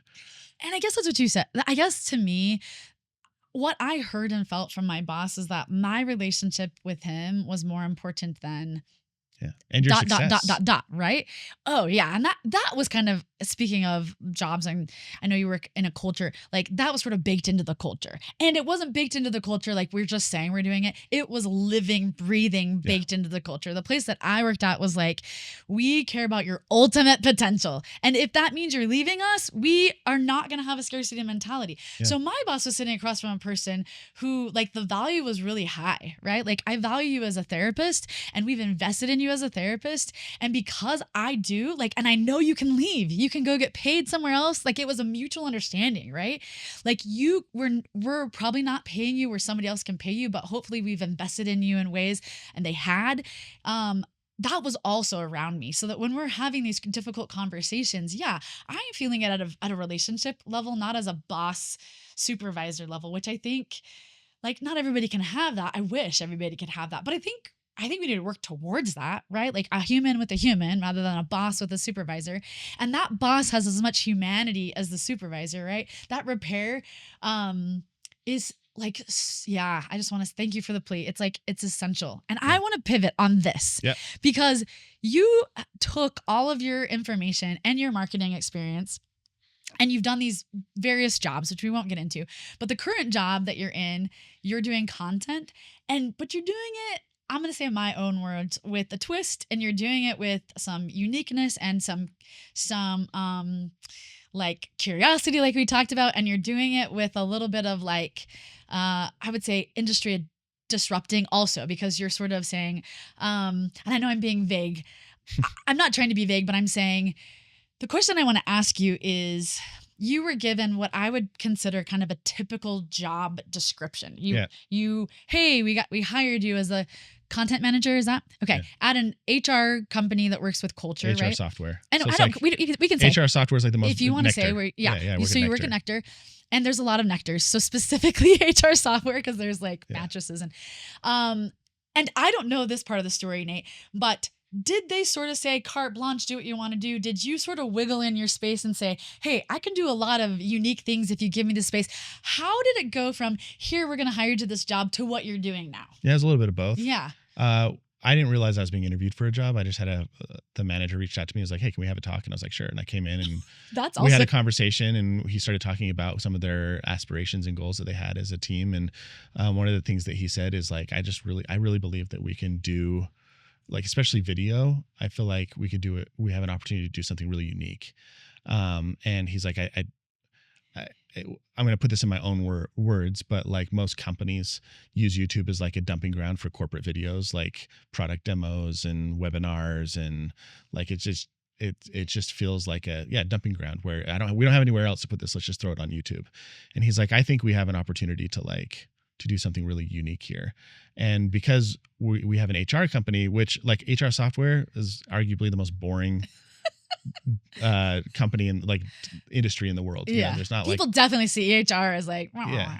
But, as we started talking about it, I was like, everybody knows what it's like to have a job, and everybody knows what it's like to have a bad manager, and everybody knows what it's like to have a crummy coworker, and everybody knows, everybody wants to feel or the opposite, good and great. And everybody wants to feel fulfilled in their work. I don't think there's anybody who doesn't want to have some sense of like fulfillment or pride in the work that they do. I think most people do. And so what if we started creating dialogue around that? And we started maybe leaning into, what if we made our YouTube channel and our company's social media platforms, like the content that we create, what if we made it an extension of the conversation? We showed what it could be like to have the conversations that all of us want to have, but none of us are having. Yeah. I just want to say to everybody, this podcast is really about who you are and you're becoming, and not what you do. And we're specifically talking about what you do, but we're specifically talking about what you do because I'm kind of fascinated with this idea. So I was invited to be recently in one of these. So there's been how many have you done? We've done several, there was a Gen Z versus baby boomers. So the way that we do this is we set up a narrative around groups of people who may not have the same shared experience, and then we invite them to have conversations about those shared experience, or those different experiences, and maybe the judgments or stereotypes that they might have of each other. So the first one we did was Gen Z versus baby boomers. Okay. And we invited them to talk about the judgments that they had about the opposing generation, and how they think about like work, and whether or not the other generation is lazy or technologically illiterate or whatever. And we had prompts. It was wild. We had prompts prepared to force them to have these conversations. The next one we had was CEOs versus blue collar workers, and we talked about how we culturally value work, and whether or not CEOs work harder than blue collar workers, and why there's a big pay disparity between the two, and whether or not that's right. And that was really fun. And then our more recent one that we did with you is we did men versus women, and we had 3 men and 3 women talk about, or kind of examine the the nuances of the different experiences that men and women can and have had in the workplace. Yeah, Did you feel like your perspectives were challenged in that? So here's I'm going to tell you a bunch of things I haven't told you. I wanted to say them on like here because I wanted to, I would have said no emphatically if it hadn't been you that asked me. Okay. So I want to tell you why. Yeah. Because I trust you, and I trusted that you, before we even got on there, before I signed anything, that you would have my best interest in mind. And that even if I did something that like, I don't know why I would do something that was self-betrayal, but people do sometimes. They say things or whatever, that you would hold that sort of sacred space and that you would not want to put that out there. One, the reason why I would have said no to anybody else is because I just really despise this like all or nothing or blacker thinking or setting people up. I mean, I literally have a podcast that's like, how do we bring people together in Wells? So the inherent nature of it is just like, ugh. And I think I even told you, I don't know. Yeah. I came back and I was like, convincing. I'm in. Okay. When we got there and I kind of better understood, I even more was like, oh gosh, I have to physically do the thing that I have spent most of my career kicking against. I am like a let's be in the gray person on almost every level. Yeah. Like there is a nuance. Okay. So and the concept forced you to kind of make a choice. Yeah. And I didn't like that. If I'm being honest, I did not like the idea that and I also had a hard time. This is just me as a semantics and you know, my undergrad is in writing, and I didn't like the questions sometimes because they were purposefully like a little loaded. Yeah.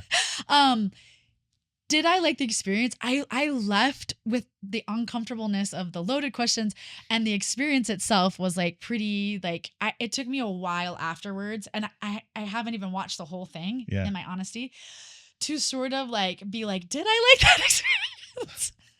And I really liked the nuance that came out, that, which is my belief, which is that it's really hard to like, when you have these things, to like pick one side. Did I love that we were able to switch sides? Yes. Did I love that people had some pretty strong opinions, but everything was received with kindness and grace, and that there wasn't a need to, for the most part, to like talk over anybody or put anybody in their place, that everybody was seen as inherently valuable.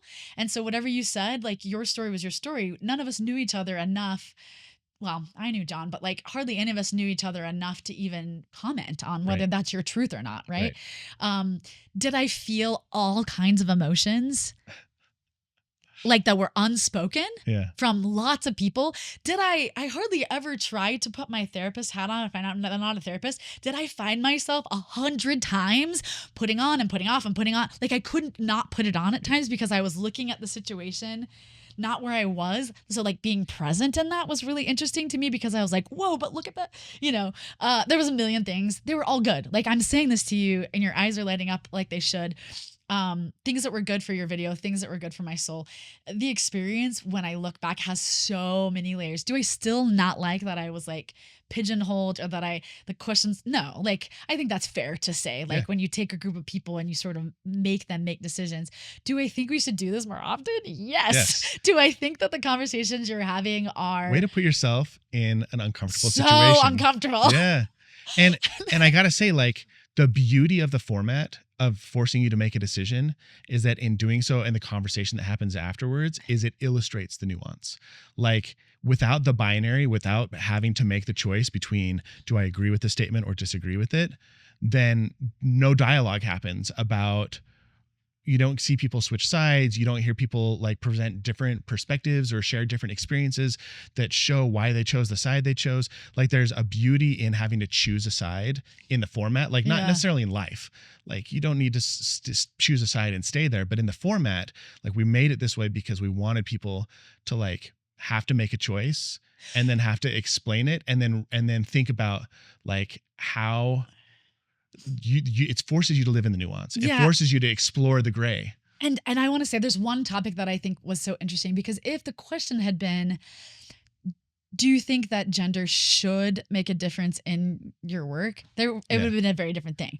But the question was, does your gender, I don't know what the exact question was, but it was basically was it the traditional gender roles question? No. Or has your gender given you an advantage? That question was such an interesting question because I had a friend that was standing there because he knew that his gender did, but I also know him as a human. And had the question been, do you think that's right? Right. He would have been on the other side. Yeah. Right. So like we're just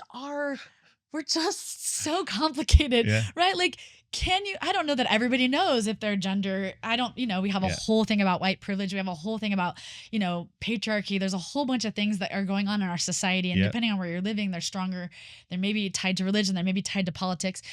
To know that your gender gives you a different, placeholder when you walk into places is one thing, and how does that work? But to know that it's not right, but can you do anything about, I mean, there was things we didn't touch, For sure. but by splitting it, it was interesting to see certain people. I think the most powerful moment for me is that there was a time in this thing that I stood alone.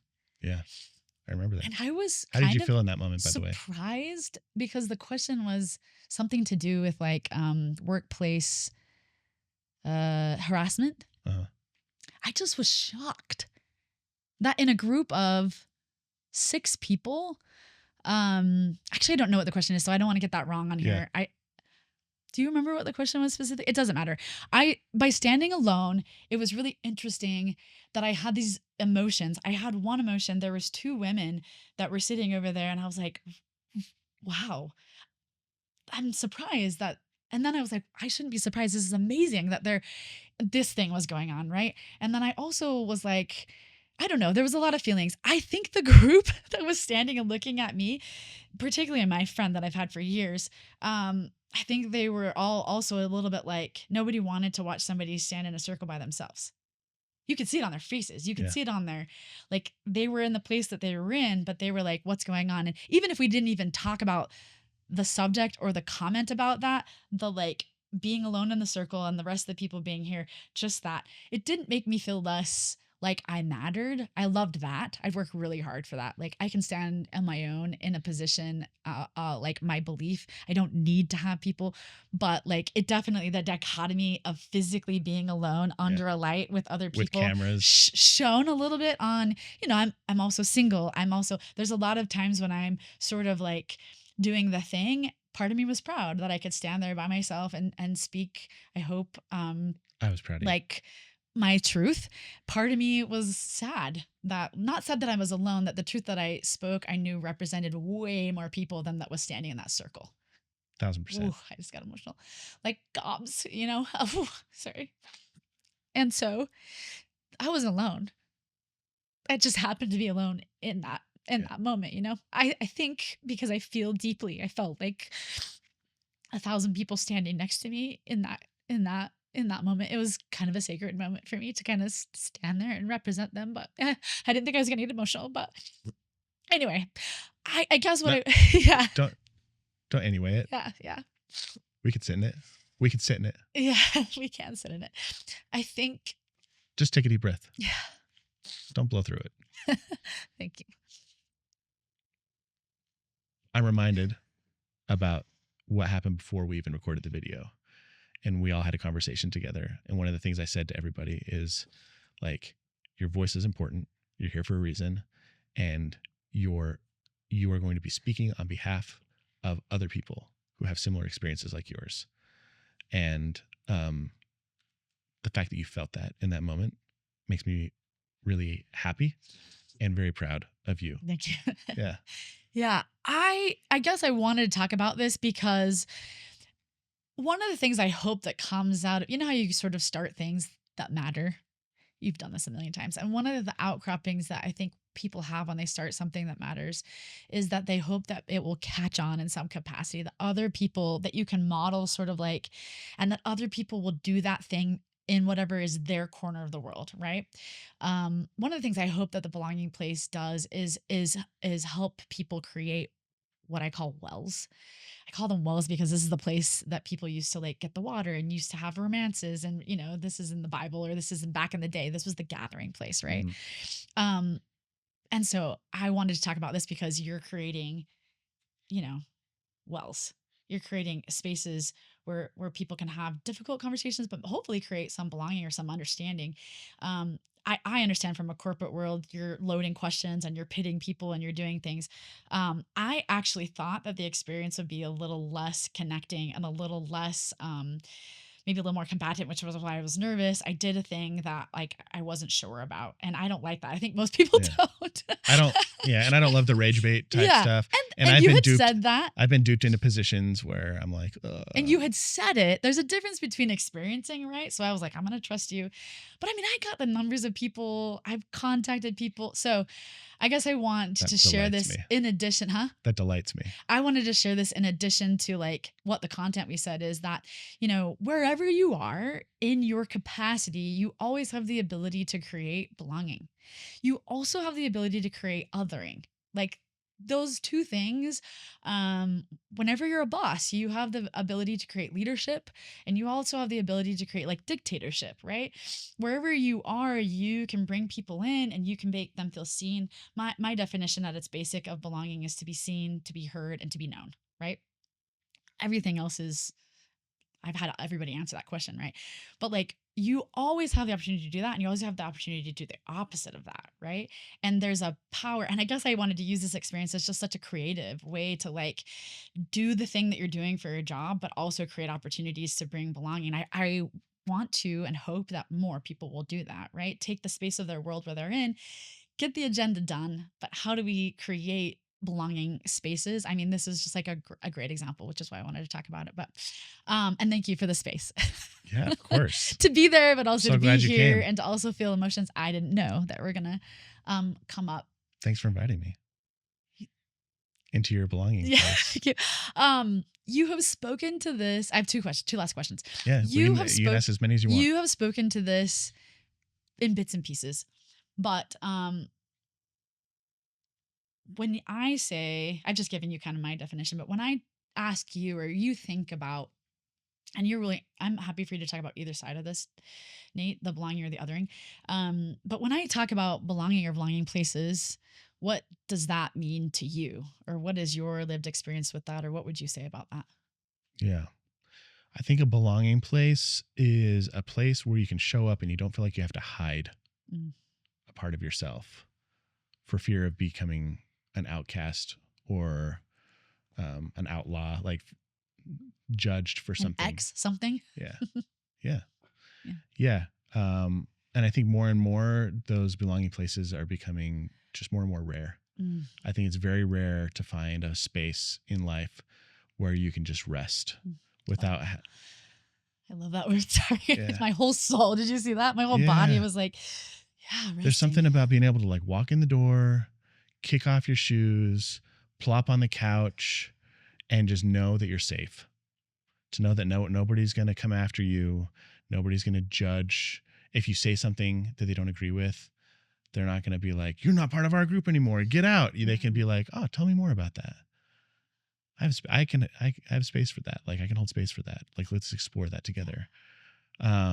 If you're going through a hard time, instead of being like, well, what did you do? Like blaming or judging, there's just a, hey, I can sit with you in this and we'll get through it together, and allowing you to like tackle it at your pace. I think those spaces are, despite the world being more quote unquote connected, I think belonging places are less and less common. Mm. Yeah, and we've talked a little about what has contributed, what we think, but maybe I want to ask you pointedly, what do you think has contributed to that? I think it's over prioritizing safety. Tell If me we want to more. go back to that Yeah, balance. tell me more. Yeah. I think that you get to a point where I think there's a lot of really loud narratives that are meant to stoke fear in the hearts of people. And that fear makes you pull your tribe together. And anybody who's not part of your tribe, your group, becomes a potential threat or a danger. And so we wall off. We don't allow space for curiosity and connection with people who have different beliefs or experiences than us. And whether it's a social issue, whether it's a belief system or a value, like I think we say people like us are good and people like them are bad. People like us are safe, and people like them are unsafe. They're So a threat. divisive, right? Yeah. I'm saying yes because it's so amazing. I thought that we would maybe talk about this quote, and then I was like, oh, we won't talk about this quote. And Now then you we're gonna said talk this about it. thing, and this I've talked about this before, but this is from Donald Miller's A Million Miles in 1,000 Years. This is the line. But fear isn't only a guide to keep us safe, it's also a manipulative emotion that can trick us into living a boring life. Oh, love that. Will you read it one more time? Yeah.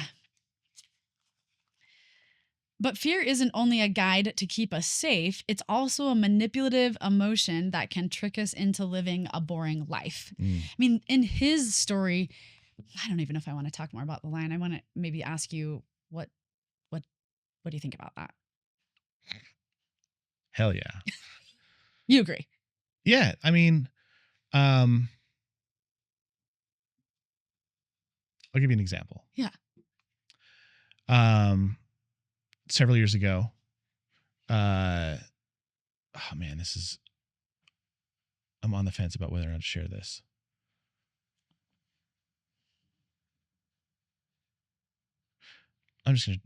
We'll go for it. Okay. So, what? We can cut it if you. I'm not worried about it. Yeah, I'm not okay. gonna Yeah. use whatever. So, I grew up in Utah, and I grew up a member of the Church of Jesus Christ of Latter-day Saints, Mormons, LDS.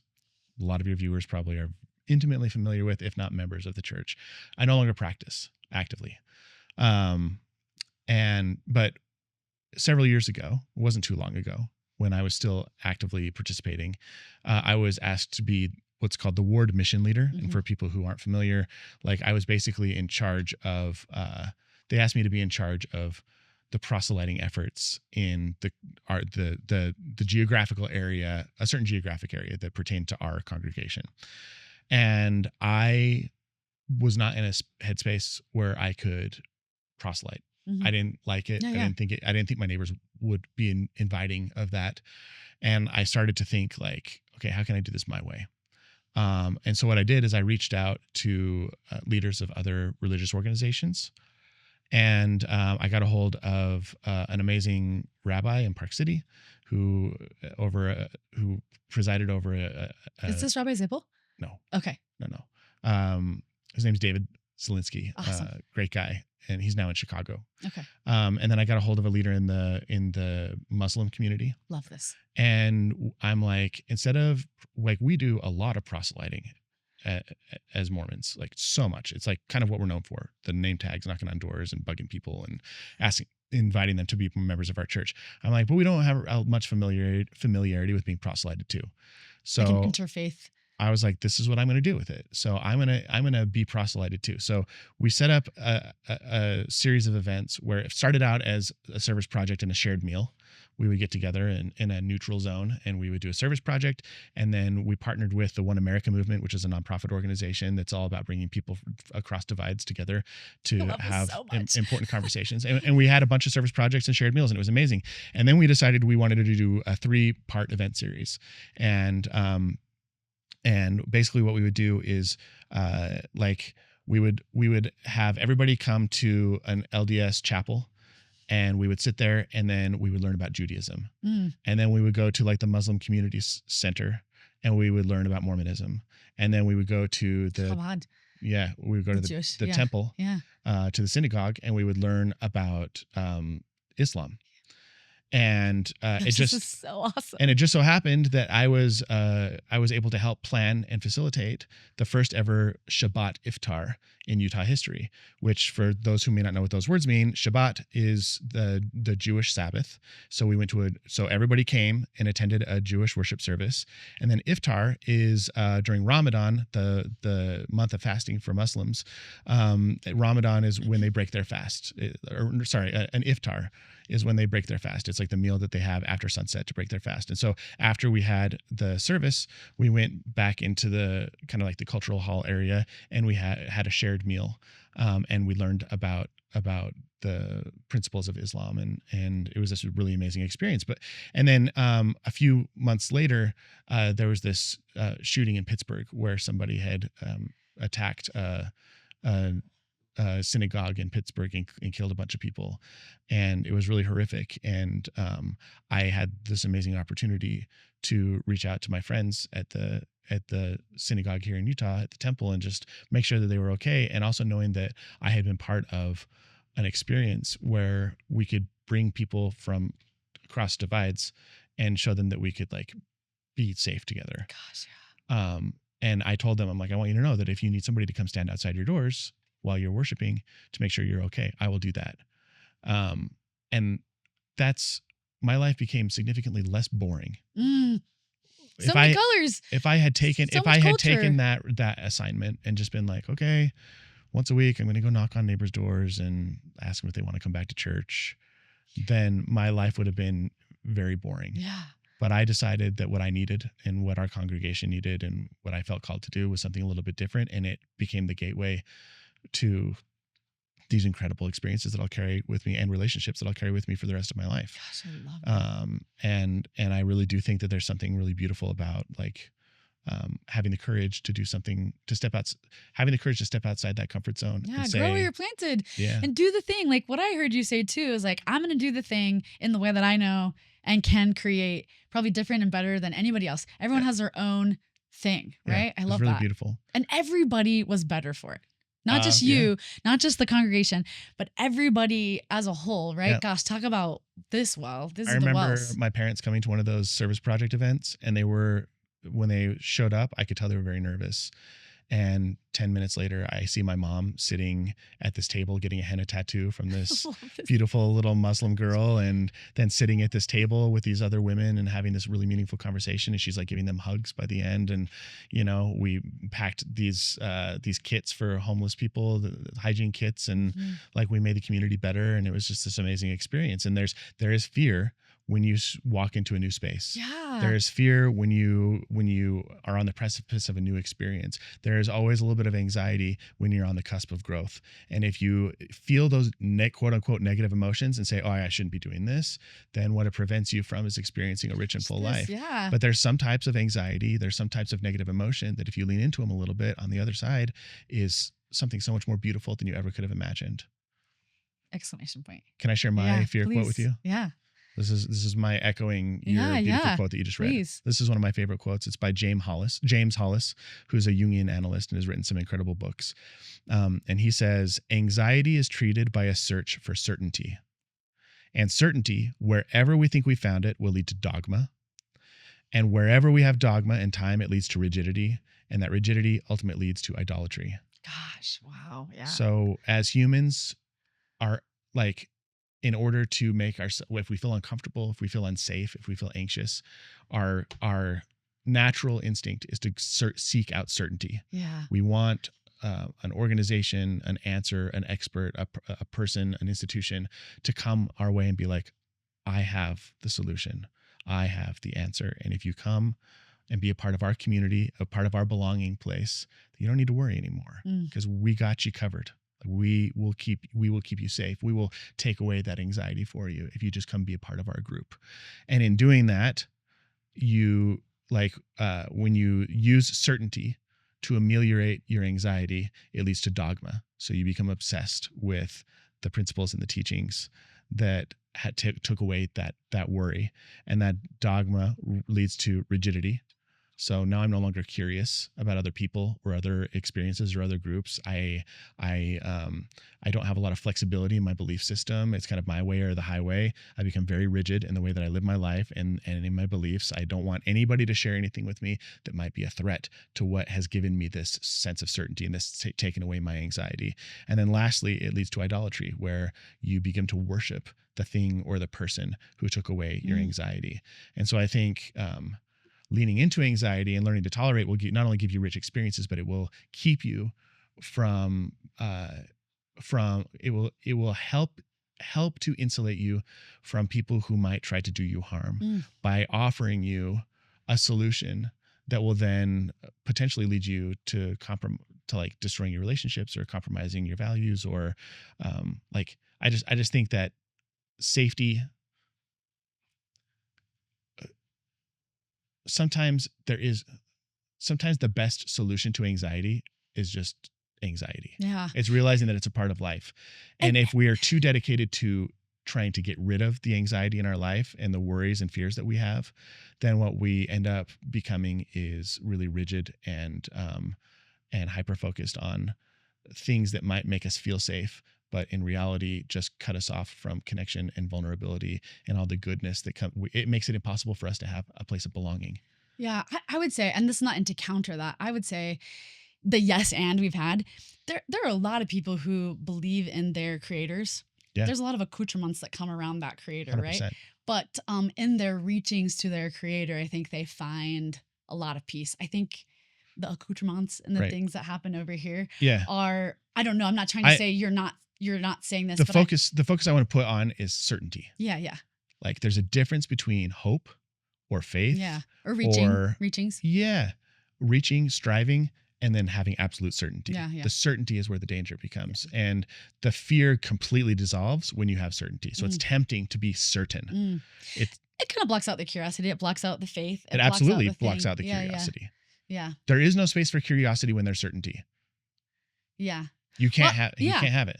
I think in most, and maybe you would feel differently, but in most, you just talked about a whole bunch of beautiful faiths, right? In most people's beliefs in their religion, there is a basis of faith, which is not a certainty, right? So I'm in that capacity, I'm going to agree with you. You know that I sit here in and I've talked, so this is like, you know this, but other people know this, that I'm happy to explore the this way with you that too. I feel known. I'm not trying to dog religion. No, at all. I know. Yeah, I just The want way to be that clear. I feel known is that I know that I'm like, I have a heavenly parents. Right. I believe that. And that is my known. Now, I live a very curious, a very uncertain, a very questioning heart, very like, let me listen to you, right? And those coexist for me. And one allows the other. Now, I'm not saying that's everybody does that, but the one thing allows me to be certain about who I know that I am so that I can not make anybody feel like they have to be like me, that there's a space at the table for anybody. I don't know if I could do this without this. This is just my one lived experience. Yeah. I do know there's a lot of people that live this, that push out this, right? Like, so I can only say where I am so grateful that I have heavenly parents that I believe in, that give me a certainty of who I am so that I can invite everybody to the table to know who they are. And I'm grateful for people who have, that in their lives too, and that we don't have to agree on that, and that to be good humans and to welcome everybody into the belonging places. Like when we bring the best of who we know we are, we can hopefully in the curiosity and the whatever, we don't have to be othered by anybody. We can say like the tapestry is better when all the colors come together. I mean, this is part of my hope, That's right? the hope, for sure. Is that like, and I guess like in my lived experience too, I've seen a lot of people change their religions, change their marriage, change their political party, change their jobs, change their foundational, things. And for me, it's like, you're not going to change enough that like, I don't love you. You can choose to leave me. But I wish there were more people that were saying like, I care about you from the soul, and the accoutrements of your life. Like, while I might have loved them, or maybe I met you through them, they don't define who you are. As I'm looking in my feeling, I think there's a lot of people that don't feel that way. Well, and I think I think that this is a more unique. Maybe it's not. I don't think it's uniquely you, but I think that like your profession has trained you to allow space for nuance and gray. I also agree with that. You had 17 years, 20 years of training and education and experiences sitting with people, and keep myself removed from that, right? Like I can believe what I think, but like what I said, I agree with you 100%. And by no means am I saying that this certainty thing is exclusive to religious experiences, or it's not meant to disparage religion. Like it can be politics, it can be business, it can be, it can be any aspect of your life where you have this absolute sense of certainty, and that certainty cuts you off from curiosity, from connection, makes you more rigid and dogmatic, and then eventually makes you, can lead you to worshiping the idea that made you feel safe. And that self-betrayal, right? Yeah. That self-betrayal so that happens. In no way am I saying that like people can't have like strong beliefs or anything like that. I just want to caution people that when you seek out certainty to ameliorate or get rid of the anxiety that you have, and you're reliant upon being right so that you don't have to face the possibility of something that might make you feel uncomfortable, that's like a dangerous place to be in, that will cut you off from feeling connected to and feeling feeling connected to the people that you love. And, It and I isolates you. and I couldn't agree Yeah. more, especially on the like. I talk a lot about grief too. Like we got to feel our feels, Mhm. and anxiety is our emotions are indicators, right? They're Yeah. not. They tell us something about the, yeah. And I think yeah. Okay, my last question that I want to ask you is: you have spent. I mean, I know a lot. Feel blessed. I have a lot of people who are really smart around me, who have really invested a lot of time in like sort of what I would call evidence based practices. I have a lot of people who have a lot of names and a lot of data and a lot of like you would be considered one of those people. You've collected like lifetimes worth of stuff. You've done the work, right? And then you're living the experience and you're doing the thing. And so I what seeds do you want to plant today that in the hopes of the growth that will happen? I'm just going to say 10 years because we're going to be friends and 10 years from now. Yeah, I don't even know. I love trees. So I'm going to say trees. What seeds are you going to plant today to see the trees that your kids are going to like be underneath or whatever? Oh, I love that so I have a much. tree on my Yeah. necklace. Yeah, I'm obsessed. In part for the symbolism that we've talked about. Yeah. So So what that's my seeds do I question. want to plant? Yeah, today. Or Um, are you currently planting today intentionally for like a future tree? Yeah. Great question. Thank you. That's the thing that people say when they need time to think about an answer. Oh, yeah, to yeah, a yeah. question. Take your time. It's a great question because it's making me think. What are the seeds I want to plant so that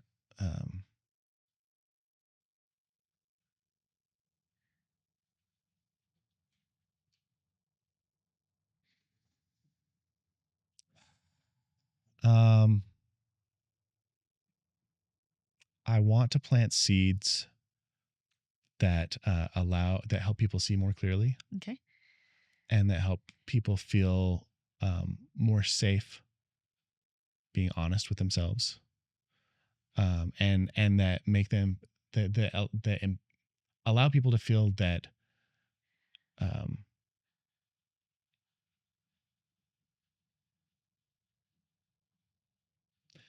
I think there is oh man, I'm trying to find the words to say what I'm thinking.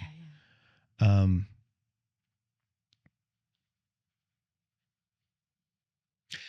I want people to know. I would love to plant seeds that help people know that they can still have a deep sense of belonging while being authentic to themselves. Got it. To kind of echo what we've talked about here, that there is a way to honor that voice. I was going to ask you this earlier. Um, I think everybody has an inner critic and an inner champion. Mm-hmm. Which one is louder for you? Oh, my champion. Your champion's louder? Yeah. Do you think that's common?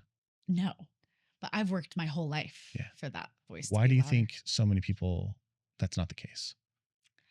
I mean, there's a lot of evidence that says the negativity is like way stronger and louder cognitively. Yeah. So that's my one of my answers is like it just true. holds stronger. It just keeps in our brain better. The negative of the thing. I think it's hard to fight for the other voice to be louder. I think it takes a lot of work. I think a lot of people are really busy doing good. Yeah. And like doing good for others and raising their kids and doing their thing. Businesses, I think that like personal growth, I think we've swung a little bit in therapy where people are like, go to therapy, invest in yourselves. But I still think we have a pretty strong notion and that like we should pull ourselves up by the bootstraps and we should do the thing. And that the work, this is work, right? I don't think it doesn't, we know scientifically and neurally that it doesn't come naturally for the one to be louder. So you have to work on it. So I guess my short of a big answer is I don't think people prioritize it. And two, I don't think they even know how. Yeah. Those are my short answers. They don't know Good how. answers. Yeah. I think if I were to update my answer, I think the thing that I would want to plant seeds of is curiosity. Like as like a broad sweeping thing. Like I want people to see the stuff that I make and have it trigger something in their brain that makes them curious about their own experience or about the experience of somebody that they love, curious enough to ask a question, curious enough to sit down and have a conversation that doesn't revolve around needing to be right. Yeah. Or even really about work. We're talking about Yeah. the experience, and I didn't talk about work at all. And I Yeah. cried in front of you. And like, Yeah. I'm not embarrassed to cry in front of you, but I'm saying if you can have anywhere close to that over and Yeah. over, right? Amazing. Yeah. Amazing. I'm going to bookend what I asked at the very beginning. Okay. I asked you what seeds you were going to plant for future trees, and you put it out in the world because this is how you are. You want to do good in the world. Yeah. But I'm going to rephrase the question. What seeds would you plant in your personal life for the tree that would grow, for the tree or whatever that would grow 10, 15? I don't need to, just the future, because you're a good guy and you want to see Thanks. the world, but I'm asking you to do Yeah. you on purpose. Yeah. So what seeds would I need to plant in my Or life in order to see yeah, those other your things? personal. Is there something that you're like, this is a tree that I want to see? I don't have it. This is not a leading question. This is Yeah. not. Is there some kind of tree that you would like your kids to see or the grow, or that you're planting, or in your marriage, or even in your personal life, that you know you would beginning with the end in mind, another Covey, Yeah. that you would have to start or have been starting to? It doesn't have to be something unique. It can be something you're No, already I doing. mean That you would plant right the now. most glaring two things that come to mind are and these are, it comes across as things that I would want to fix about myself. It's not necessarily that. I Yeah, just yeah. like, I would like to plant a seed of like treating my body well. Love that. Just I want to have longevity, and there's been a couple. I've just been really stressed out with little kids, and haven't been exercising as much as I probably could have been, and haven't been eating as well as I could have been. And I want to show my kids that like I care enough about myself to be healthy. It's so I can be around for as long as possible. The and modeling that you do emotionally, yeah, physically, right? yeah, I'd love to do that. And then the other thing is just I would love to plant the seed. I'm trying to phrase these as seeds I can plant and things I can do rather than things I want to get rid of. Yeah. I love that. You're reframing. I'm reframing for myself live right now on camera. I want to plant for myself the seed of presence. Okay. I think I get tired. And when I get numb or tired, my choice of distraction or disconnecting or whatever is a screen, whether it's a laptop, a TV, to everybody. or a phone. I will just say, not to make you feel better, but in the absence of wherever there's spaces in people's lives, it will screen time is filled. This is not you. I'm not absolving you. I'm just as an authority. I tell people, like, it doesn't matter who you are. If you don't prescribe time to things, it will be filled with screens. Yeah. So I definitely, I don't want my children to grow up having this be the experience they have with their dad. I want them to see this. I want them to see my eyeballs. Gosh, those seeds are smart goals. I mean, you made, Thanks. You know what I'm saying? Yeah. You can plant, you can see that. You did a really good job on that. Like, Thanks. You can plant the seeds and you can grow the seeds and you can see that in and 5 years. Those 2 two years, things, you know? the results of those two things would be, I would have more energy. I think more mental clarity, and I think I would have a lot more time to work on the things that would 10 years from now make me really proud that I had worked on. It's just that in the moment, I just, you're a human. a bag of licorice and a Dungeons and Dragons show calls my name every night. That's probably one of the most relatable things the audience probably can like understand. I know myself, and I don't have a spouse or kids, and I still feel this reality glaring over here. My battle for like, how do I unhook from the things, you know, we're both doing different things, but I have my really difficult things I do in my job, and I need to unhook. And the thing that makes me feel probably is some kind of media, you know, and whether it's a book or whether it's an audio book or whether it's TV, podcast, TV. I don't feel bad. I don't beat myself about it, but finding that balance in relationships, and, you know, we all have this balance, I think is, I love those. I'm actually really inspired by your seeds that you want to plant for your tree. Yeah. They echo in my life and in my soul. So, I feel akin to that. Gosh, Nate, thank you so much for being you. Anytime. And for what you're doing. We, of course, didn't talk about all the amazing things you've done on purpose, but I do want to let people know. So where can people find some of the stuff that you're doing? Like you mentioned coaching. And so if you want marriage resources, go to growthmarriage.com. And if you want to watch the YouTube videos, check out Nectar HR on YouTube. Okay. And we will put the stuff in the liner notes and people will have access to that. Cool. There's a lot of good that we didn't even touch the surface on. As a friend, And as somebody who's been walking alongside, um, I'm proud of who you are and who Thanks. you're becoming. And I'm grateful that I get to sit and have lunch with you every once in a while. And I've been very inspired by some of the conversations you've been passionate about and that you've shared. I hope because you felt safe with me, I think. And they have then gone on to build and improve some areas. So you're Thanks. valuable. And I want to tell you that I love you no matter what. Thank you. Mhm.